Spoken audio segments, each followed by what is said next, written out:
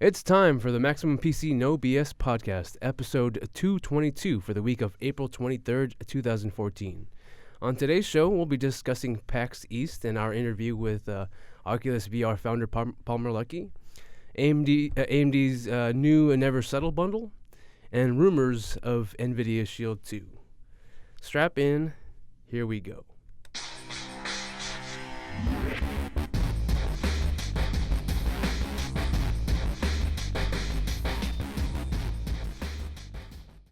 So thanks for listening in. If you're listening for the second time or more, you'll notice that we have a new podcast host. My name is Jimmy Thang, if you're not familiar with me. I'm the online managing editor here. And joining me are editor Tom McNamara. Yes, associate editor. I wasn't sure. For now, at least. Okay, all right. How's it going, everybody? And then also to my right, deputy editor Gordon Maung. Hello. And I guess the first topic we'll probably discuss is that last week I went to Pax East, which is a gaming show. And, usually at these gaming shows you get, a wide variety of gaming platforms represented, PC, Xbox, and PlayStation and whatnot. But, I was proud to say that when I went there, I was kind of surprised that pretty much I don't think I saw a single game that wasn't made for PC. Like, PC was represented everywhere. As a matter of fact, the only console that I really saw was at Microsoft's Xbox booth. For people who've never been to PAX, what's it like? So PAX is sort of like, so it actually stands for Penny Arcade Expo, which actually doesn't really accurately describe what the event is about, but it's sort of like E3 for consumers. So consumers essentially get to, I think they pay like $100 for the weekend or something like that, which is fairly reasonable for like 3 days. And then you get to play games that aren't out yet. So, but originally PAX started as a show for fans of the Penny Arcade comic strip, right? Yes. And those guys, weren't they always, they were always PC guys anyway. Weren't they PC gamers more so? Yeah, they had the game on the PC. They were pretty multi-platform, I think. Playing in handhelds and consoles and PCs. Even back then. I think arguably they... I guess they're kind of omnivores. Yeah. So why do you think they were only PC gamers? I don't know. Or better? I think that kind of has to be it. Well, I don't mean to say like, we're clearly the best and anything else is inferior, even though that might be the case. But it was nice. Because it's true. It was just. I honestly I didn't see a single PlayStation or Wii or really an Xbox outside of the Microsoft booth. So it was just all the demos were PC games and PC hardware, surprisingly too, right? Yeah. PC hardware? Yeah. Tons of PC vendors were there. And I actually got to speak with Palmer Luckey, the founder of Oculus Rift. And he said some pretty, I guess, controversial things, I think. He said that... That's the virtual headset guy. Yeah, the virtual headset guy. He basically said that VR headsets will replace traditional flat-screen TVs. And he said there would be no reason for you to buy a flat-screen TV, even if it was really affordable. The experience just isn't as good. And he thinks that, we'll all be wearing VR headsets. And I'm like a virtual reality enthusiast. That really excites me. At the same time, I feel like he sort of has delusions of grandeur, because I don't think it's for everybody. You're essentially blind, and only one person can wear it at a time. When you have those headsets on, you can't see anything but the content that you're experiencing.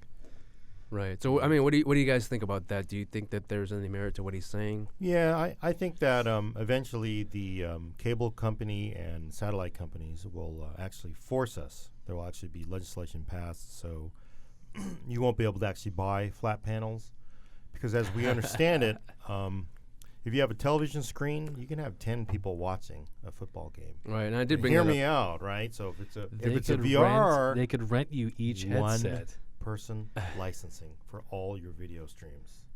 So if I was Comcast, I would charge $5 a month for each headset. Yeah, it takes up more bandwidth, right? Right. Yeah. Right. I'm just saying. No, I think I think it's I think it's pretty typical. I mean, most of the I'm obviously a journalist, so I'm not a genius, but the actual genius people I've met over the years, they all tend to have, I mean, these visions that are just like that, if they weren't successful, you would just say he's crazy. But obviously he's been pretty successful. So it takes this kind of like pursuit of an impossible dream to either that you would say they were crazy. Like if I said like I want the biggest can of Diet Coke in the world, you're crazy, right? But the fact is he's behind these goggles and he's pushed them to reality, and I think that's why he probably thinks there won't be flat panels. I disagree. I think there will be shared experiences with flat panels. Yeah, I mean, 3D gaming and 3D headset gaming that's a technology that's like 15 years old now. They've tried and tried again to make it successful, but it just hasn't really broken through into the mainstream. So what did he indicate that it would be different this time, and if so, like? Well, you haven't tried on the headset, right? No, I haven't. We have the version 1 here at the office, but I haven't had the chance to try it We yet. just got that from our reader who sent it in for us to play with. So thank you, reader. Yeah, I noticed that. That was while I was gone. That was pretty crazy. Yeah. Well, I mean, what's different about it? I mean, the technology is vastly improved compared to anything that was out there prior, and it's only getting better. And it's not even out yet. So I think the tech could be there, but at the same time, it's like, I mean, also he envisions a world where we essentially. I brought up the fact, like, how do you feel about like people not going outdoors anymore, right? Because like some people are worried that like if people are wrapped up in this thing, they'll never go outside, and he's basically said that's fine. He's like, why do you really need to go outside anyways? He's like, you don't like what? And then I said, what about touch? Like the sensation of touch or something? He says, vitamin D. And I said, what about the sensation of touch? And he was like, you don't really need to touch anything. Like it's not like I shook your hand this morning or anything like that. Like a keyboard. See, that's the thing is if you have the headset on, you can't see the keyboard, and you have like over 100 keys to work with on a standard keyboard. Right. Where it seems as though the Oculus Rift is much more friendly towards a gamepad. Right? Yeah, they'd have to come up with some new peripheral. Yeah. For that. Anyways, let's move on to our next subject. Well, actually, I did want to bring up something. He does have a pretty good point, though. I mean, if you think about it, I think my father-in-law bought a 50-inch Sony, and he bought it like 2 years ago, and he just bought another TV to replace that. So he bought it, I think, probably an even bigger flat panel screen. So why do people keep buying bigger and bigger screens, right? They want an immersive experience, which they think they can do if they keep doing a bigger screen. But honestly, nothing's gonna ever touch the 8th generation of Oculus Rift technology or VR, right? Because it doesn't get any more immersive than your entire vision filled with screen. So there actually, I don't know if you guys tried it, but there's actually a demo, a movie theater demo. Have you seen that one? I haven't seen the movie theater demo. There's a movie theater demo where you can just basically plop in any AVI or whatever movie file into this directory, and then what the demo is, it's actually like a theater demo. So you're actually sitting down in an empty theater, and you're seeing whatever movie you plopped in on the large screen. That's pretty cool. And you can like look around. You can move your head left and right, look around at the empty seats. You can actually turn 180 and then see the projector, blasting out light to the screen in the back. Cool. And it actually really feels like you're in a movie theater. So. Right, but I mean that's kind of anachronistic in itself, because if you have this wonderful new technology, what the hell you want to sit in a stupid? Why do you want to emulate a movie theater? I imagine they want to help people bridge. Are they going to have like an asshole talking behind you? They want to help people bridge between the two technologies. I think between being in the theater and wearing a headset. That's my guess. Well, right now, because I mean, it's like that whatever skenomorphic thing on the iPhone, where like, oh, it's got to be a bookshelf, it's got to be leather, because it's the only way you can relate it to the technology. But they've actually kind of moved away from that, though. Well, they have moved away from it because they had to copy Microsoft. But if you think about it, if you were in Hollywood and you're making a movie, are you still going to make it just for projected cinema screen? Why not? It's sort of like 3D, right? Why in the world do you want to fix yourself in this world that's flat, two-dimensional, essentially? Whereas, if you're shooting your movie and you basically have it, it's shot for a three-dimensional kind of interactive experience. Not fully interactive, but to make it so if you move your head around, you can actually see Michael Bourne there, but you look around and you see whatever, So why not make it like that in the future? I could see that, honestly, Well, in 10 to 15 years. I guess if I was going to play devil's advocate, I would say that the story of a film doesn't necessarily meaningfully benefit from being set in this 3D environment. Oh, certainly. You have, story. We see this with gaming. We see this with books. We see this with magazines. All media, story still matters, but story plus fucking awesome technology is hell of a lot better than just good story. If we're talking about like Top Gun, the 3D version, definitely, I think the virtual headset. The volleyball scene would be worth it, I guess. So it's actually more than just 3D. It's actually like an immersive feel. I guess what the VR enthusiasts call it is the feeling of presence, like the feeling that you're actually really there, and that you are not where you were a second ago before you put it on your headset. Exactly. Yeah. So I don't think it's that crazy. Actually, so on your note, I think, and on Tom's note, I think VR's sort of trying to find its stride right now, and it's sort of in the transition between when films first came on the scene, right? Like the first films were really just like filmed theatrical plays, and I think they are starting to make 3D movies now with using multiple cameras and stitching it together. I think there was I forget the name of the Dave Attenborough or something like that, the guy who makes those nature documentaries. I think he recently announced that he's going to be shooting a virtual reality nature documentary. The guy just keeps on trucking. I think he's like 84, 85 years old. It's awesome. Yeah. But anyways, this is pretty promising. And let's move on to the next subject. Tom, I believe you can talk more about this one, but it's about AMD's new Never Settle bundle. Yeah, it's not like a huge story or anything, but it was interesting to see them stick with this program. With there's like 3 different tiers depending on how much you're paying for your video card. They have several different tiers. There's the bronze, silver, and gold tier, and based on that, you'll get like 1 free game or 2 free games or 3 free games from this select list. And so they added Payday 2 and this game called Murdered Soul Suspect. And what's interesting about that is the game doesn't even come out until the first week of June. So I don't really, not sure if anybody really knows all that much about it. So I guess the idea is that you can buy a video card now, and then even though the game's not out yet, you can hold on to your ticket, so to speak, and then use it up later. You can hold on to this code until August, in case they add other games to the tiers later on, which they have done in the past. And what's also interesting is that they've added this indie bundle choice, which has 2 games instead of just 1 game. 2 games count as 1 choice. And so they have like a Guacamelee or Banner Saga or Banner Saga. This is Gordon likes to say. And they've also added this thing called the Ruby tier for system builders like I guess Digital Storm, Main Gear, the guys who pre-build the high-end enthusiast systems. And with the Ruby tier, you can choose from 4 free games, whereas the max for just the card itself for the gold tier is 3 games. Gotcha. So it's interesting that they're getting into that channel as well with this bundle. I will say that, Nvidia gives away some free games too, but I will say that in this arena, AMD slaughters them. Yeah, Nvidia, that's usually 1, maybe 2 games. Yeah, or like free-to-play codes or something like that. Here's like $20 to, virtual currency. And it's like, I don't know. I'd rather have a game. Yeah. So. Cool. And then a big story, sort of, I guess a big rumor that was that hit the webs today was the possible reveal of Nvidia Shield 2. And Gordon, can you sort of tell us more about that? Well, basically, there's some leaked images and some early specs of Shield 2, and actually, I think the biggest thing is that there is going to be a Shield 2, right? That's Nvidia's game controller. Right. It's gonna have a K1. It's gonna have the new K1. That makes sense, right? Yeah. Allegedly, we don't.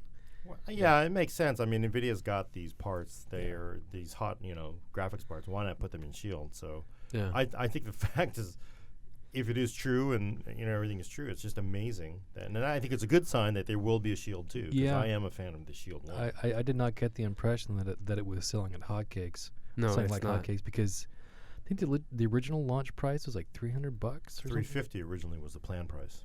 Right, and then they launched it at $300. I think. I think so. Yeah. Yeah, and now it's down to about $200. $200, which is yeah. a pretty good deal for the hardware. You get. I mean, their revenue model for that seems to be the device itself, whereas in console land usually it's the game license fee. Yeah, and that's what they've been pushing.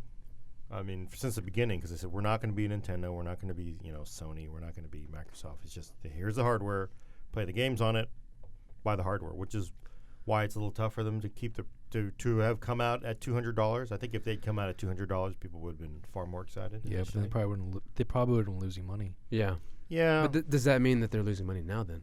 I don't know. Yeah, we don't know. I don't think they break that out in their financials. So, has Shield been a financial success? I don't know, but I do think the good thing is they are kind of thinking long term on Shield. Mm-hmm. If they'd just done one and then given up, people would have been like, yeah, okay. Yeah, well, I imagine their shareholders are also asking them to diversify, get into other areas and other products just to make sure that you're well balanced in case the video card market plummets for some reason. Sure. I mean, that's been something that I think they've been pushing to do for a while with their move to ARM and Tegra and everything. So I don't think they've had the success people thought they would, because you're going up against Samsung and Qualcomm. It's those guys are just as mean as Intel as far as power and scope. Yeah, so. and Samsung's been very good with this marketing lately. Right. Ever since I think the Galaxy S3 phone, that their marketing push seemed to get pretty aggressive, starting with that. Yeah, Samsung's been kicking ass in Android. Funny commercials, I'll give them that. Not in skins for Android, but. I mean, like I'm also a big fan of the Shield as well. I think my main complaint about it is that it's still too bulky for me. It's a little too heavy. And I was actually at one gaming event. I don't remember which one now, but I was talking to an Nvidia guy, and then they're asking me how I like the Shield, and I said I like it, but I said I hope if you guys ever do a revision 2 that you guys slim it down, make it a little bit lighter. And he was like, interesting. So take that for what you will. It's really telling the way that some of these vendor PR people will answer a given question. like really interesting. Then that they're already on track to do that. But if like, oh, interesting. No, not really. And what I like is when you do a meeting and the PR people are writing something, and you go, oh, I must have said something important, and they're probably just like, man, this guy's got some fucked up hair. Yeah, let me write that down. Yeah. Well, yeah, I'm sure they're taught. Who let you go out in that shirt? I'm sure they're taught in PR class. You should write things down every once in a while to make them feel important. It's like you look over, it's like Hangman. Damn you. It's like writing a laundry list. I need to get some milk. I need to get some pizza. Pay my taxes. But I think the thing that I will say, to get back on the Shield topic, I think what has been disappointing, I mean, it's been out for about a year now. 9 months, I think. Just under a year. Man, the Android game market still just sucks. I mean, is it ever going to get better? Ever? It has been getting stronger. Yeah, it has a little bit. Humble Bundle, I think, has had a lot to do with that. Like every other week, they seem to have Android compatible selections from the bundle. And I guess, but it's just like when you're 75% of the market and your games are like pathetic, then it just tells you something needs to be worked on. I mean, there's a saying that like, Android has more of the market share, sure, but there's a saying that like it's still, I don't know if it's still true, but like iPhone or iOS customers are the ones that spend money. Well, they definitely spend more money on everything, but I think I think it's fair to say, and who would argue this, gaming is better on iOS than it is on Android for the most part. There's probably one or two things that might be better on Android, but for the most part, they have a better library of games. Yeah, it's. I imagine it's difficult to convince them to develop for Android when they're already making a good amount of money on iOS. Well, I think it's the whole thing of the platform, and there's just 50 million variations and 50 million OSs, and the so-called fragmentation issue. But right. And then Android people tend to be cheap, but I think people would pay the right amount of money for a good game, but I don't know if they'd pay $9 for it. But I think I forget who I talked to about this, but I said, I asked the question like, so if a developer is making a game like Bastion or something like that, a really good like indie game that's on PC, right? Why not port that over also to Android, right? And I think what they said is like, yeah, you could, but the problem is like you could. I mean, if they released it for the PC, they would sell it for $20, 10, $20. And then Yeah. on Android, they're not going to want to pay like $20 for an Android game. Like people aren't. Yeah, that's the problem that the Game Boy had and still has for a long time, is that the games are perceived as these should not be as expensive just because they're small mobile games. Right. Yeah. I think if Android users do buy mobile games, it's usually for like $1 or $2. I think revenue for Android apps would go up. Android games and apps would go up a whole lot if they improved the navigation of the store. It's just very basic to me. Shopping by category. It's not bad. There's basically no shopping by category, at least when it comes to. Really? If you want to shop for an Android game, there's no like. Yeah, there's no. I think it's there under should be more apps. There's no like strategy, right. Action. That would help. MMO categories. Yeah. Well, so if you're like me, what you do, like you go to top free, top paid. Right. What's new? What's it's whatever. all dumped into those meta categories. Yeah, that could be improved, but if they want to look for what not to do, they could look at the Microsoft Store. Jeez. Yeah. You ever tried to navigate that? It actually got worse with that update with NA1. I think, something that you mentioned, I don't know if you guys talked about it before on the podcast, but I think something that you mentioned to me was that, so you have to download the update through the store. Right. And then there are so anybody can essentially create apps for the Windows Store. And I guess the problem is that people were naming it the same thing that Microsoft was calling the update. Right, and they were just getting theirs. But I mean, not even that, but just actually trying to navigate the store itself it's a horrible experience.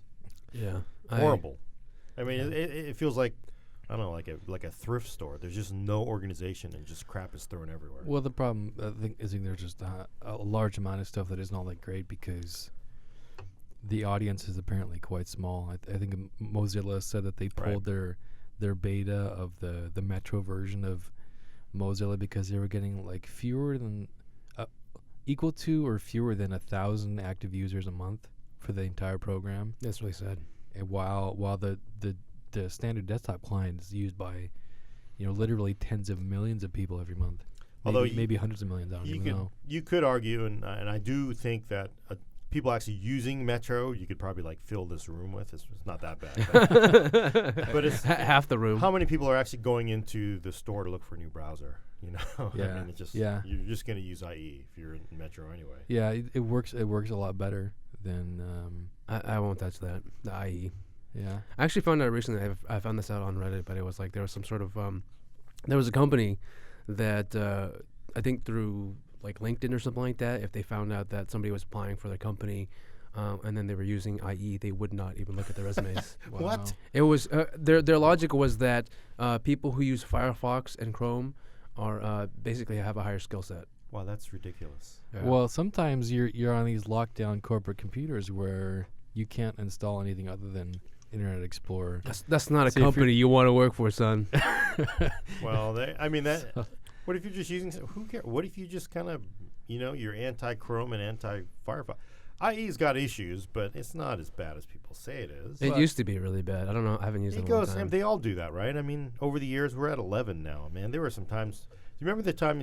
So the old timers, you can remember when it was like, yeah, Netscape. And who the hell would ever use Internet Explorer, right? And then one day, Zoom. Who the hell? You're a loser if you're using, Netscape, right? Right. So it has gone. It has changed over the years from good to bad, and sometimes worse. But I don't know if Internet Explorer was ever like the championed browser. Maybe I'm just yeah. Probably when it was the only option.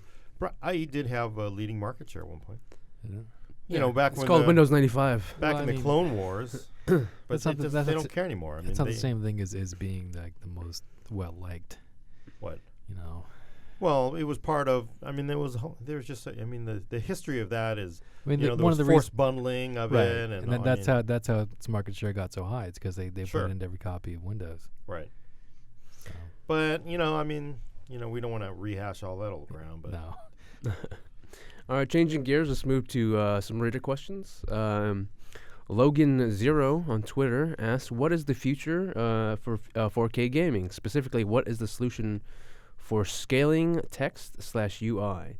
And he also follows up and says, "Should I just buy a 55-inch 4K TV?" Well, I mean, I think I'll let Gordon take that one since he knows a lot Sorry, I about wasn't scaling. listening. What was that? So the future of 4K gaming and what do you think the solution is for like the scaling issues? Because right now 4K monitors are out, but I mean, like Windows sucks for scaling. So I mean, Oh, you mean as far as the desktop applications? I think it'll get better. Obviously, I would think that with Windows 9, high DPI will certainly get better. But yeah, right now you're just stuck with it. You know what I do, because I use a Surface Pro, and it has a high DPI panel, and I just disable the scaling because I'd rather deal with barely being able to read it and than I would with blurry text. But honestly, I think the best answer is, dude, you got to pay for a 31.5 inch, 32 inch panel 4K, because actually 32 inch 4K is quite usable on desktop. Or wait for the newer 4K panels that are going to be like 28 inch. And that's probably the way to go for 4K. We've used a 4K 24-inch panel at the office, and the pixels per inch is really nice. But then, of course, at the same time, I mean, you can't read the it. buttons and icons beautiful, and text are super tiny. But there are new, like that new Asus 4K TN. That thing is beautiful. I don't know if that was either. And what's crazy is I saw it again recently, and the price of it is so aggressive. Remember, they announced it at CES, and it was, I think, $799. And I don't even know if I can say what the new pricing is yet. I think I can. I've championed IPS a lot in the past, but TN can be pretty good for certain applications, and if you have the correct perfect angle of facing the screen, because if it's off even a little bit, then you'll start getting these color and brightness distortions. I think in regards to you have to wait, for Windows 9 for Microsoft to fix that. I refuse to believe that you have to wait until that's. Well, there's always. I'd rather be outraged now. Be like, Microsoft, you need to fix this because 4K is like right here now. Well, there's always 8.1. Couldn't you just patch that in a future update? Well, they did a lot of stuff with Update 1. Yeah, but I mean, not even that. But because actually, the thing is, the actual OS is fine at 4K. The problem is all the applications. Right, then this just shows you the war between Google and Microsoft. Firefox looks perfectly fine, scales fine. Internet Explorer scales fine. Chrome looks like crap, right? And whose fault do you think that is? You think that how's Microsoft going to fix that? That's Google's issue. Well, how does to my knowledge, I don't really use Macs that much, but I believe that they handle the scaling better. How do they? Not when they first came out. In fact, Chrome had the exact same issue when the high DPI MacBook came out. Okay, so basically, I'm not using their term for it, but that high DPI. I remember because I rushed over to Mac Life. They had one. I looked at it and said, "Man, that is really blurry." They're like, "Yeah, there's a scaling issue with Chrome that they eventually fixed." Of course, because Google and Apple, for the most part, they're not at war as much as Google and Microsoft are. Yeah. So. All right. Next question. How do you RabbitCoFX on Twitter asks, how do you see Linux fitting into the PC marketplace in the future? And does anyone here actually use Linux seriously? I used it for many years in the past. I used Ubuntu and Mint. I tried Arch and Fedora and a couple others. Okay. I was what you call a distro hopper, but after a while, I went back to Windows. I think in recent days, it's been the SSD thing. It's just kind of a pain in the butt to properly set up a solid-state drive in Linux. And it was just easier with Windows. Gotcha. And what do you think about the future of? Well, I mean, Linux is very healthy in the server market and in the corporate market. Like just ask Red Hat. They have all these service contracts for regular office computers around the country, around the world. They're making healthy profits. But as far as the home desktop, I think people just have this perception that if the operating system doesn't cost any money, if you can get it for free, then it must not be very good, and so they never look into it. Just stick with Windows or OS X. Gordon? So I don't use Linux. I haven't used Linux seriously in a long time. I never really probably did because the vast majority of my games and applications live in Windows. But The future. I think actually the future looks very bright for Linux in the desktop. especially with the Steam. Oh, extremely. You've got Steam, and I'm running Linux right now on this Chromebook right now because this is the only thing that was around. But Linux clearly has got a really good chance to finally, succeed in their ambitions to eject Microsoft from the world, in some ways, if you think about it, because Chrome OS is not going away. Steam OS, that's going to be serious as a heart attack for anybody who wants to dismiss it. So, And of course, there's Android, which is a modified Linux kernel. Right. And if you start seeing Android in laptops, which we might, sometime this year. I wonder though. I don't think so. Yeah, I don't know. I just can't see. I at this point, I'd rather almost take a Chromebook over. I just don't. Really? They have pretty good scaling though. What? The Android. Well, maybe not Android specifically, but No. Well, you got to remember again. That's because the apps support it. But yeah. I mean, there's just so many things where it's coming out. A lot of these light OSs. So I think actually the best thing though for Linux and for everybody is that if there actually is serious competition, Microsoft needs competition. I mean, they haven't really had that much in a long time. So look what happened with Mantle, right? I mean, they came out with Mantle, AMD, like, yeah, DirectX sucks. We need Mantle because all these, blah, blah, blah. And then like, oh, okay, we're working on that now. Nvidia's already fixed it supposedly, and Right. so they just need competition. It'll be good for everybody, no matter what you believe in. Yeah. I don't think Linux is going to die. I mean, I think it's always going to be. I think it's going to outlive Windows. As for its popularity, I think, with the Steam OS coming up, it probably has its best chance of penetrating the market, right around the corner. All right, next question. Why not make a dream benchmark machine and a dream gaming machine? One with a plethora of GPUs and one with a sound card. Well, the problem is that once you've added all 4 video cards to the system, there's literally no physical space for a sound card. So, I mean, there are situations in which you could use 2 dual GPU cards, but as of right now, the highest dream machine level performance you're still going to get from 4 separate cards. Yeah, this question was asked by Seth McCoolio, by the way. I don't know if I mentioned that, but I think what he's saying is like you should make 2. So I mean, instead of trying to do everything with one machine, you should have one that destroys benchmarks, and then one that's just like specifically tailor made for getting the most out of your video games. And so that's Well, I mean, 2 different paths. Yeah, that's tough because you need. The dream machine is designed to just be able to do everything and anything you want to throw at it. Yeah, I think that's the really the core philosophy of Dream Machine. That is, it's supposed to be designed to, handle everything you give it. And we're starting to see motherboards now that have isolated sound circuitry and removable op amps and things like that. We're not seeing that. I haven't seen that in 2011, but we might see that with Haswell E. In which case it would be a Dream Machine idea. Yeah, I mean that's we usually hear that the sound card guys. But I gotta wonder though. I mean, because we hear it every time we leave a sound card out of Dream Machine. But if sound cards are so damn popular, how come nobody cares about sound cards anymore? How come nobody buys them? That's what always blows me away, because we certainly get people biting us for leaving sound cards out. And I admit I run a sound card, but what's up with everybody just kind of using whatever's given to them for free? So, and motherboard audio has gotten better in recent years. So. Oh yeah. I think the sound card is like one aspect of it, but I think it's like specifically just for gaming. Like for instance, here's an example. You could choose 4 Titans Blacks or 4 780 Ti's, right? One might do better in benchmarks, Titan Blacks overall, with compute and all that stuff. Right. But then Ti would be, the ultimate game machine. So I think that's what he's alluding to with the sound card thing. Yeah, or I think the thing is, it's sort of Dream Machine is just kind of.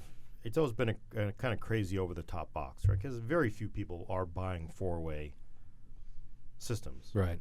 In fact, most people aren't buying 3-way. I mean, at best, you probably see an SLI box, and the vast majority of people are running, a single card. Yeah. So.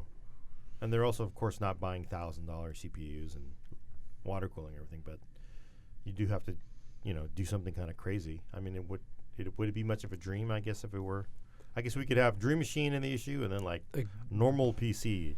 Actually every Joe, every nerd machine too. There's certainly a lot of custom-built PCs out there that look nicer than the Dream Machine.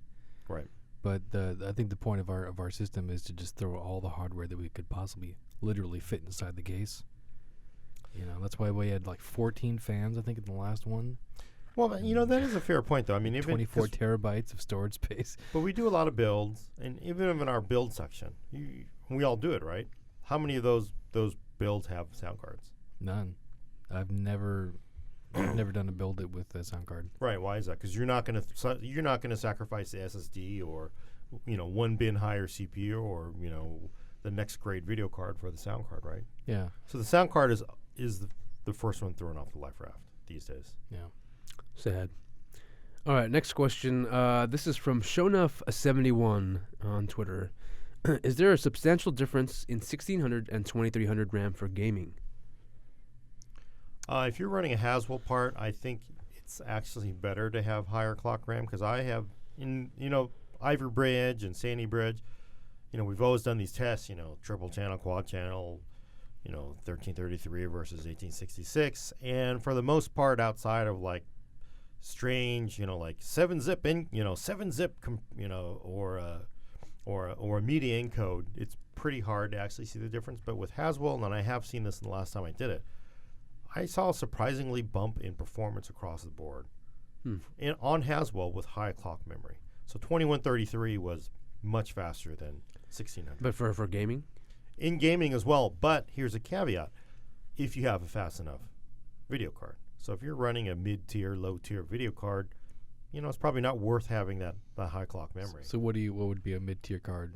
Well, so the way I would look at this is like if I just did like a benchmark, something not heavy duty, but a game you might play.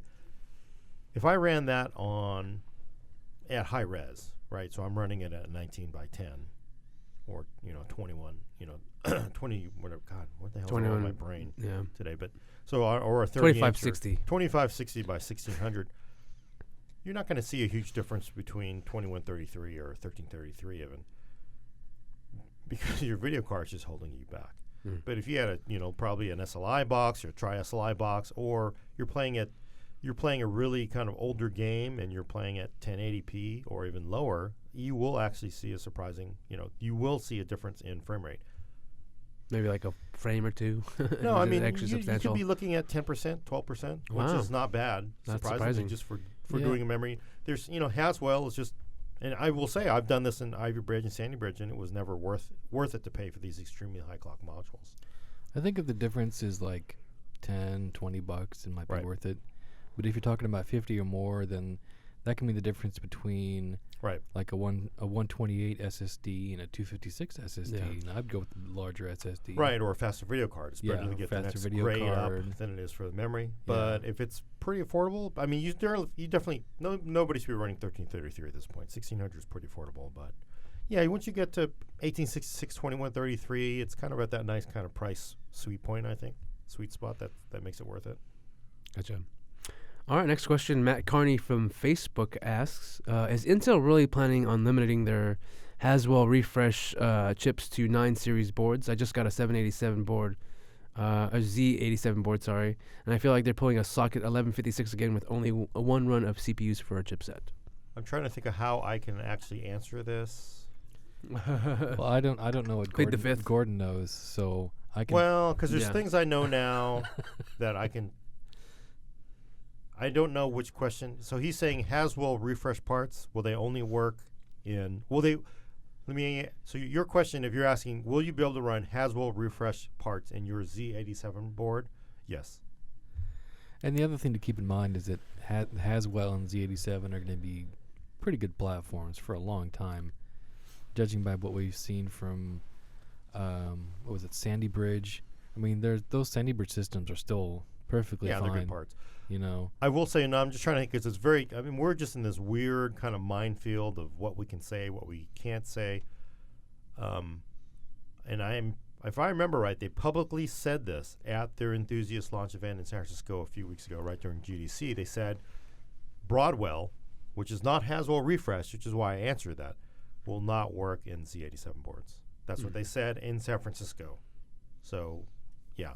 But Haswell refresh should work perfectly fine in Z87. I think I'm actually going to do this. This is a surprise. We're going to do it. Okay. We're going to show this off. World exclusive. Speaking of which, Yeah, world exclusive because we haven't published this yet. But you will actually see pictures of this pretty soon on the web. But this is a Z97 motherboard right here. This and is a what distinguishes gigabyte board. And I'm trying to figure out how to tiptoe through the minefield of what we can say, what we can't say. What I can say on this motherboard is you are seeing an M.2 slot, which I've populated with a Plextor M.2. Nice. And you are, of course, also seeing SATA Express ports. Yeah, the M.2 is actually a solid-state drive. Now, it looks like a stick of RAM. Yeah, it looks like a stick of RAM, and it's just this is a 256 gig SSD that'll hit, I think Josh is getting about 800 megs a second. Nice. This board actually ships in a buy 2 PCI Express adapter, or was it a buy 1? I think it was a buy 2. But I'm trying to think of what else I could say about the board at this point. This is the gaming series, the new G1 gaming gigabyte board. Looks like they have gold contacts in the back there. Yeah, it's interesting. They said that the gold contacts actually makes a difference. I mean, yeah, because people's like, yeah, gold is bullshit. Right? Gold is best. Gold is best. We know that Gold from the is iPhone. best. Gold is the best.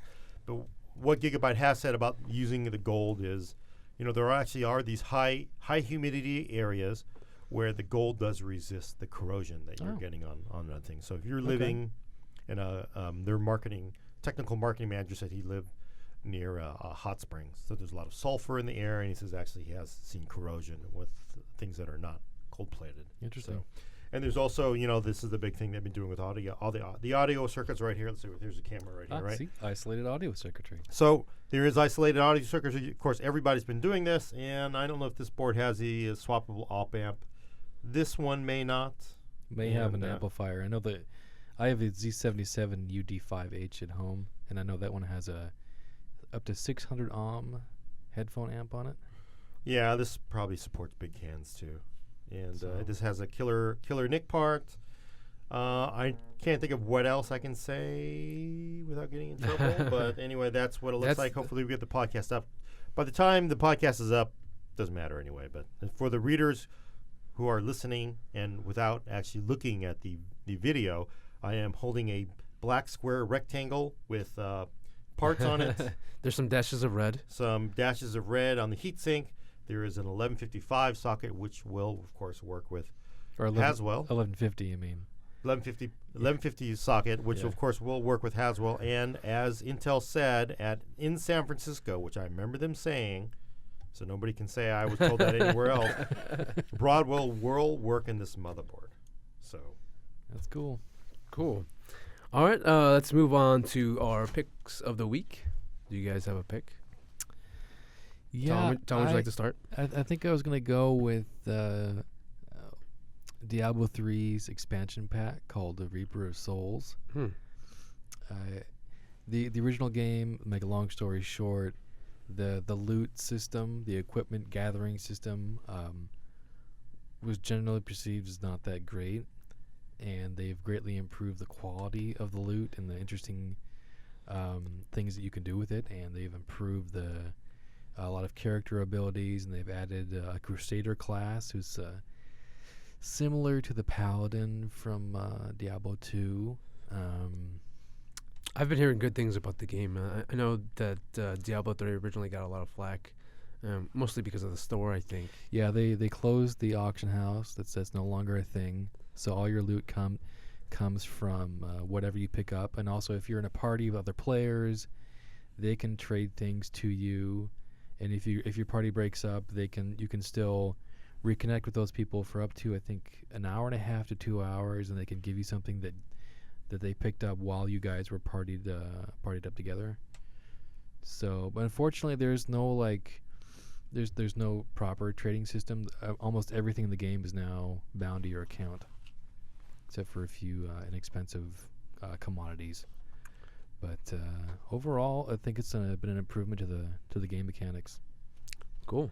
Oh, and there's also an adventure mode, separate from the story mode. So you can just go through these randomized dungeons and do bounties and do special events. It's pretty cool. And Gordon, do you have a pick? Yeah, I have two things. First, Lay's barbecue chips, pretty good. Those are pretty good. Yeah. Gordon always brings in chips to the office, and I love them and I hate them for it. So. Yeah, and you always eat them. I know we. This is actually something I'm going to recommend on Android. You know, we do like PC stuff, but most of us have our smartphones, right? It's Smart Volume Control Plus. What I like about it is, you know, I like having easy access to volume controls on my phone, which really on Android you're diving into. You have to drill into like 4 different menus and set notification volume and set this. So with this application, if you just use it the basic way, which is I do, I just have a bunch of different profiles. You know, if I'm outside, I just set it to loud. If I'm, you know, indoors at work, I set it to work mode. It gets far more advanced. You can set it based on location. It knows when you get home, and it can set the volume that way. It knows when you get to work. You can set it. There's 50 million things you can do with it. You can also use it in the most basic way. Although I will say, the really ridiculous thing about me having to download this application to set profiles on an Android phone is pretty silly, because my Nokia phone from, I don't know, 1996 did that, where you could remember, like your Nokia, you could just set like what the profile was, but you can't do that on this Samsung G5. What is that app called? Smart Gonna have to try that out. Smart Volume Control Plus. Smart Volume Control Plus. So I think it was $2.99, which I bought, of course. You can have it change screen brightness, change ringtones, all kinds of crazy things, and I just spit on my phone. You know what I want? I want like to be able to play or at least listen to YouTube audio while the screen is off. But because as of right now, like if I want to listen to like a song or like a discussion or a podcast or something like that, and it's on YouTube, like I put it in my pocket, and as soon as like something taps the screen, it like stops playing, or it's really annoying. So I wish I could just turn off the screen and have the audio still come through. So somebody please make an app like that. I think it depends on what version of Android you're using, because I seem to recall being able to do that with Cyanogen mod. Oh really? Like I don't know if it was YouTube videos, but it was definitely with music. Like I use the Google streaming thing, and you can turn the screen off, and then when you turn it on, there'll be these shortcuts on your lock screen for track forward, previous track, play, pause. Oh, awesome. So it's pretty cool. No, I guess it's out there somewhere in some form at least. Yeah. My pick of the week is actually also another Android app. It's actually an Android game, but not quite the game. Not quite a game in the traditional sense, as in video games. But it's a game called Quiz Up. And lately, I've been getting sort of into like competitive trivia, doing trivia. Like, and by that What I mean the hell like, is that like? and by that I just mean like doing trivia night at the bar, like Game show. for a prize, Yeah. So I've been playing like Wait, what? it's just trivia night, at the bar. You've never Have done? you never heard of that? The fuck is? That's Trivia like night? that's like one of the number one ways that bars get people to come in on like a Monday or a Tuesday. Yeah. They So do- there's usually like a cash What prize the or fuck something kind of like bars that. do you go into, for God's sake? This is like some pub or something. I don't yeah, know. this is pretty common, man. Yeah. Anyway, so like my friends and I have been Bars playing. have changed. I got kids, so I don't go to bars anymore. But Yeah. man, That's- that's like what? No, they have like a DJ, and then they have like a trivia person and all that stuff, a host. Anyway, so my friends and I have been going out to the bars and doing that, and then like on our downtime, we try to like improve our trivia with this app. It's called Quiz Up. So it basically asks you, I think, like 10 questions or something like that, and then you compete to see who can answer it the fastest. Cool. It's multiple choice, and it's free. What kind of questions did they ask? So not the app, but like in these bars. in these bars, it runs the gamut of history, science, Yeah, pretty it's much anything. It's like Trivial Pursuit. Yeah. You know? So, You ever played Trivial Pursuit? Not in a fucking bar. Well, why not? I mean, what's wrong with it? There's nothing inherently wrong with it, right? Okay. The point of going to it's changed for young people. I do understand this, but for my generation, you went into a bar to get fucking dumber, not to get smarter. You have to go to a bar to do that. You just go to a party. Well, so I mean, you're Nice. not really getting smarter when you're going to these. You're kind of showing people how dumb you are. So if you want to look at it that way, you can as well.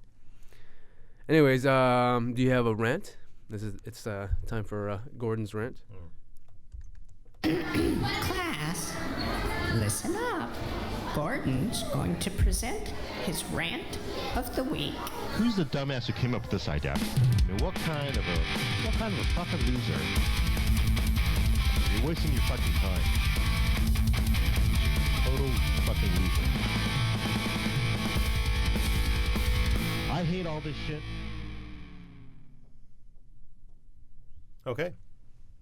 All right. You know, I just realized this yesterday. So yesterday I got back from Las Vegas for a briefing, and afterwards, to save money for the company, since I ate at In-N-Out. You guys ever go to In-N-Out? Delicious. In-N-Out is an awesome. I could burger actually place. rant about this, but go ahead. Well, no. So the In-N-Out, and I'm not talking about the In-N-Out behind the one on La Cienega, but I'm talking about In-N-Out is an awesome place for burgers. I don't know if you have it everywhere, wherever you're listening. I think it's only in California, I think. That's a Lebowski reference right there. But anyway, Okay. because you remember what's his face, the kid, Larry, fucking. Gordon has this encyclopedic memory of Yeah, of now movie see now. quotes and Now movie. I will say on this bar thing. Now let's get off the fucking tracks here. Now, if you had a bar trivia contest for stupid fucking questions that no one should know, okay, I'm down with that, because that's what you should be doing in a bar, is getting dumber. Like Not the like, maximum speed of the Millennium what is the Falcon. longest river in the world? What is? No, come on. You can't ask that in a bar. I think it's the Amazon. Or maybe the Nile. Is it? Oh, no, I you're don't probably- know, I don't but know. I mean, come on. Now, but come on. Larry Sellers? Now I have to look this up. Thanks, Thanks, buddy. Sellers.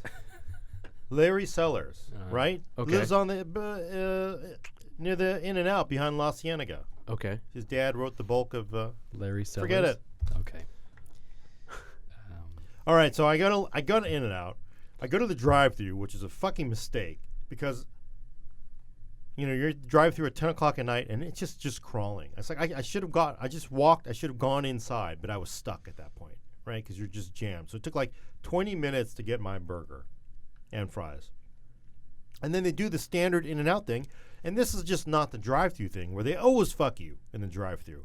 But I know what kind of drive-thru you've been going to. right, so you go, you get your food. In-N-Out does this when you go inside too. It's like you get your fantastic In-N-Out burger, you get your fries, which are meh, they're fries, not the greatest fries in the world, and then they put your fucking napkin on top of the fries.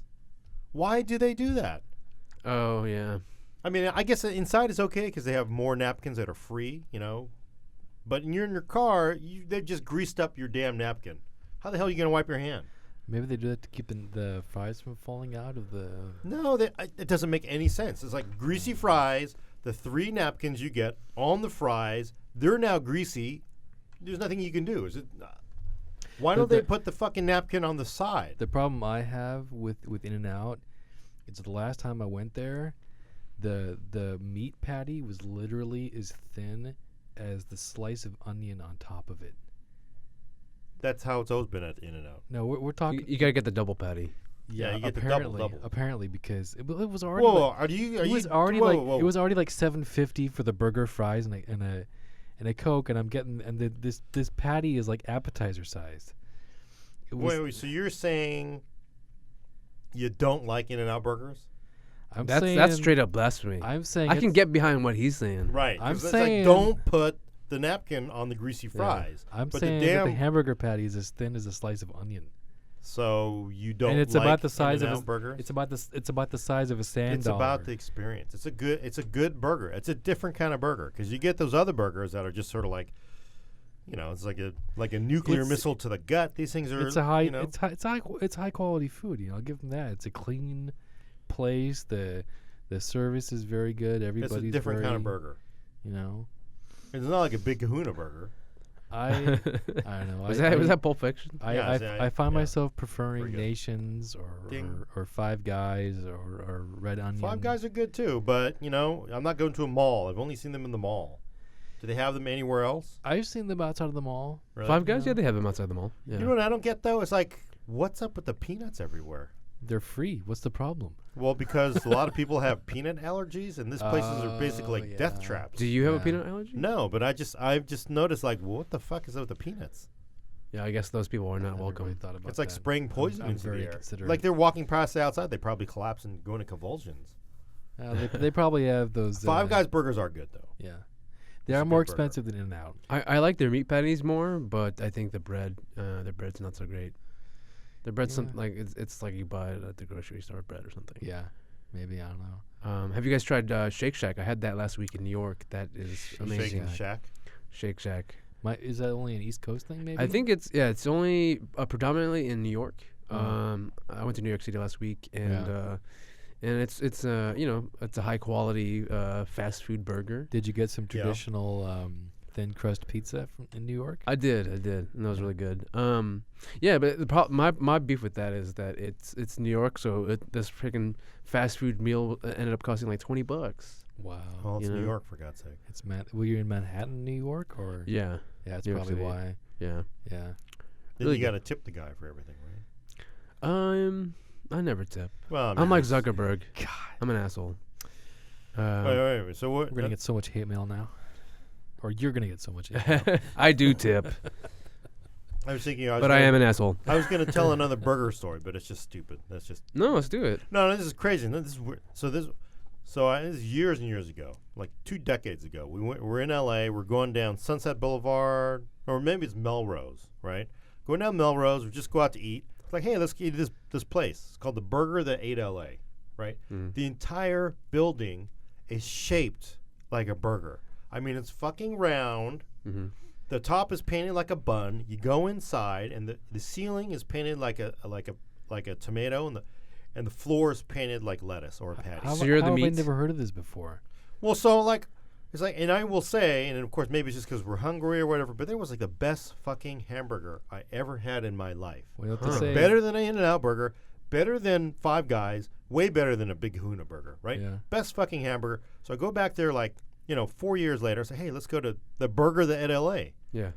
We're driving up and down Melrose. It's like, where is it? It's like, man, we went all the way up and down, miles and miles. It's like, maybe you slip into some Twilight Zone dimension. maybe it was like, what? How could? No, we're like, we're sure it was on Melrose, right? So it's like, and how could you fucking miss it? It's a building shaped like a fucking hamburger outside, right? Right.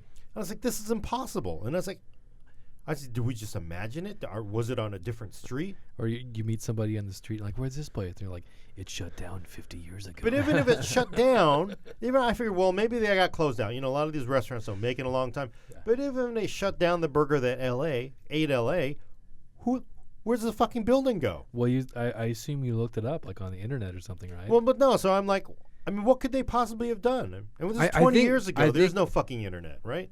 Okay. But I mean, so what? Did somebody come in with like, I got the replacement pieces to make this building square? Maybe It's it like- burned down like the day after you went there, and Yeah, maybe. But no, I looked it up, and I years later, of course, like, where the fuck? I'm gonna see. Were we just wrong? And I found there were actually pictures of the burger. I'm gonna look it up right now. My theory is that they actually used human meat because in that analogy, the bun is on top. You have buns on top and bottom, and then you go inside. There's like tomato above, and then there's like lettuce below your feet, right? So Right. that means you're the oh, meat. they're trying to send you a message. It means you're the meat, and that's You're the probably patty. You're that's the patty. probably why they got shut See, down. look, Yeah. it really existed. Oh, what the fuck? That actually looks like a legitimate website you're looking at. That's like still active though. No, because it's Well, building I see. burger. The building. Yeah, I see it. The Burger That Ate L.A. Look at that. See, look how big that fucking burger is. Did they say so why it shut what's down? the epilogue? I don't know. It's been gone for years. I'm just saying, how do you get rid of this building? Right. Right? I mean, I don't know. it's a man. building shaped like a burger. Who buys that? They probably demolished it. Somebody in Japan. Or somebody living in it like a house or something? Yeah, somebody a billionaire in Japan probably bought it and had it shipped over. in parts. That makes sense. Yeah. Okay, so I think unless you have any more burger rants, it probably wraps up the podcast. No, I'm Yeah, good. we could end with a burger. Okay. All right, so make sure to check us out at MaximumPC.com. You can follow us on Facebook and Twitter. If you want to be a part of the conversation, you can also email us at MaximumPCPodcast@gmail.com. You can also subscribe to us on Google Play, iTunes, Kindle, Nook, Zinio, what have you. You can't- We're everywhere. You can't avoid us. Oh, hey, wait a minute. I found the name of the reader who's loaning us I'm guessing it's loan, is Blake H., Mr. Hemlock. Blake Hemlock. All right. I mean, I heard about that, and that was awesome. So That's a good name too. it is. I like that. He must be a sexy guy. It sounds like a comic book name, like a comic book hero, Blake Hemlock. Anyways, thanks, Blake, and thanks to all you listeners for supporting us. On behalf of Gordon Maung, Tom McNamara, I am Jimmy Thang. Thank you.